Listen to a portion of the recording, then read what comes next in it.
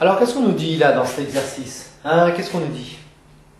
On nous dit que le nombre de noyaux à l'instant T1 ne vaut plus que 5% du nombre de noyaux initiaux radioactifs. Or, qu'est-ce que nous dit la loi de décroissance radioactive?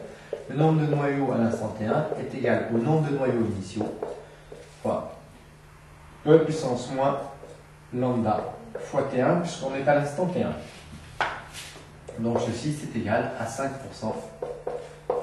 fois N0. Alors, on peut simplifier par N0 directement, ce qui nous donne donc exponentielle de moins lambda T1 est égal à 5%, c'est-à-dire 0,05. Comment tirer T1? On sait que la fonction exponentielle, c'est la fonction inverse ou fonction réciproque de la fonction ln. Par exemple, si vous faites 3 avec votre machine à calculer, vous faites exponentielle e puissance 3, vous trouvez le résultat. Si vous appliquez à e puissance 3 la fonction ln, et bien vous allez retrouver 3. Vous ferez ça pour vous amuser, ce sera bien rigolo.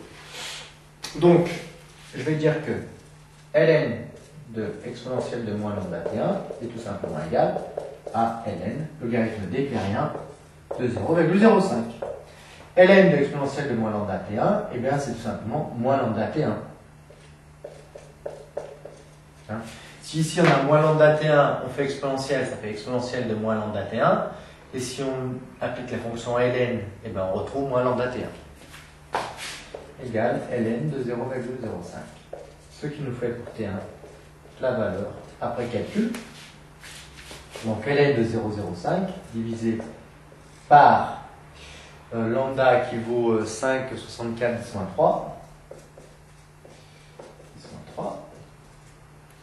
Au passage, ceci est bien homogène parce que ceci est sans unité et ceci est en seconde moins 1. 1 sur seconde moins 1, ça fait bien des secondes. Ce qui nous fait 531 secondes. Alors, T1 égale 531 secondes. Vous divisez par 60, ce qui nous fait 8 minutes et 50 secondes. Donc environ les 9 minutes dont on parle, entre 8 et 10 minutes dont on parle dans l'énoncé. Donc, au bout de 8 minutes 50 secondes, il ne reste plus que 5% des noyaux radioactifs qui ont été injectés dans le patient.